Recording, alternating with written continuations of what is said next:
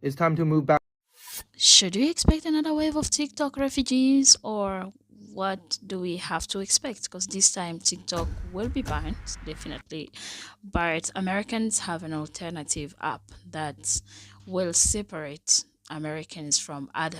I don't know what Americans are thinking about this, but the first time we had the move of TikTok refugees, it was a bold step for Americans. We opened our eyes to China. It was an amazing experience. China went viral. It was the time that even myself had an interest of focusing on Chinese content. It was amazing for me. So it's an event for me.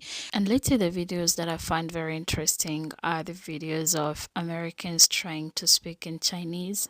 I find them amazing. Like every time when I scroll and find them, I really can't scroll past them. It's amazing.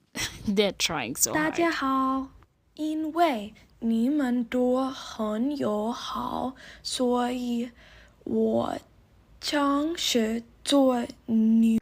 大家好，我是美国人，希望我们能成为朋友。早忘说能欢迎美国人吗？I'm really sorry if that was bad. This is my first attempt at speaking Chinese. 你好，我叫 Andrew，很高兴见到你。我来自美国，我想学习更多普通话。请帮 I don't know 我 why no one is talking about this right now, but I have such huge respect for all the TikTok refugees out there on Rednote. Why? Recently, I'm self-teaching Spanish, so I decided that it will be a smart idea to turn the language setting on all my social platforms into Spanish. And I try my best to fully immerse myself in the Spanish content that I got. And mind you, I'm only on day 258 on Duolingo, so my Spanish is pretty bad. So this is literally like the most difficult challenge ever that at some point it just cured my social media addiction. But when I think about it, isn't this exactly the same struggle that TikTok refugees have to put through on Rednote with all the Chinese content? Oh my god, how do you guys do it? Like, somebody please tell me. I just feel like what you guys did was totally underappreciated and not being discussed enough. I have huge respect for all of you. Guys, TikTok US might be replaced by another app called M2 owned by Oracle and other US investors by September 2025 this year. Recently, there has been more and more posts on my feed on this topic. I also checked on other big news outlets. There has been reporting on this. The TikTok team didn't come out and officially announce this is going to happen. However, there is a possibility. Otherwise, there wouldn't be so much coverage on this. We all know what are the reasons behind this. The US government wants to kick out the Chinese company ByteDance, which is the parent company of TikTok, out of this game. However, what we don't know is, if this were to happen, then how does the US user-only M2 going to interact with the rest of the world? If this replacement were to happen, then what we know for sure is there is going to be another wave of TikTok refugee, just like what happened in January. I don't know how many of you guys from the initial wave were still here, but if you guys are still here, then you guys are the TikTok refugee veteran. When there is another wave coming, you can teach them a thing or two. How does this app work? And maybe even recommend your favorite content creators to them. Let me know what your thoughts on this is. Are you here to stay? Would you recommend Rednote to more people around you? Do you love the app so far? And would you welcome another wave of potential TikTok refugees? I've noticed that so many people who watch TikTok aren't really TikTok users, but what do you think about this separation? I came across few Americans who have analyzed the situation, and yeah, we'll be listening from them. And what do you think about this separation? Is it censorship, or what do you think? And what you're going to be seeing, which I've already seen, is there's creators are being paid buku amounts of money to push this app. And basically, they want you to transfer your data over to this new M app. Well, let me tell you something. It's a trap. It's a trap. And I'm sorry, I'm not a sellout. I'm not. I am not a sellout. And so, more than likely, I will go dark. I am not transferring my data because basically it's basically a digital cage. And you know what? They're gonna use that app to watch and see who's their friend and who's their foe. I'm not falling for that. I'm going to tell you something that many of you are not willing to hear. This new TikTok American version of the app is nothing but a silence, a censorship, a way to surveillance us and to monitor us in case we step out of line. This is nothing but a ploy to control the American people and silence us if we ever become too confident within ourselves. The truth is that many of you that are talking about this and witnessing this and commenting over social media actually do not care about your freedom at all, which is hilarious, I find that to be curious of the fact. Our ancestors, including 50, 100, 200 years ago, were willing to do anything to fight for the freedoms that they desperately wanted so badly. And rightfully so, they did. But you know how they got them? It's not just by peaceful protesting and holding up pretty signs and marching for hours on end for millions of people and chant to these people like, hey, we want this. And then the government was just like, oh, okay, sure. It doesn't work like that. And it never had.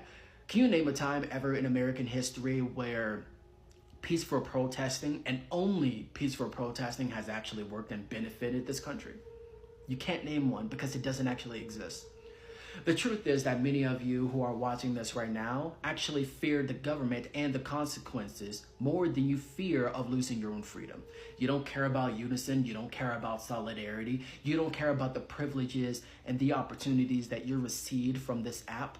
The fact that you can see the world for how it truly is, the evil and the bad and the good and the middle of grace. You don't care about any of that.